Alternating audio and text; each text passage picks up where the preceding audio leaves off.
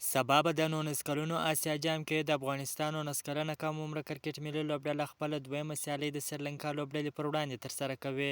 افغان لوبډلې په دغه اسیا جام په لومړۍ لوبه کې د بنګلادیش لوبډلې څخه په 45 منډو په توپیر ماته وخوړه، خو افغان لوبډله به سبا د سریلانکا پر وړاندې د لوبو ډګر ته ښکته کیږي. په تېره ورځ لوبه کې د افغانستان 19 کلنې کم عمره کرکټ ملي لوبډلې د بنګلادیش پر وړاندې ډېرې غټې غلطیانې وکړلې، په خاصه توګه په توپخونه کې بیا ډېر ضعیفه وه.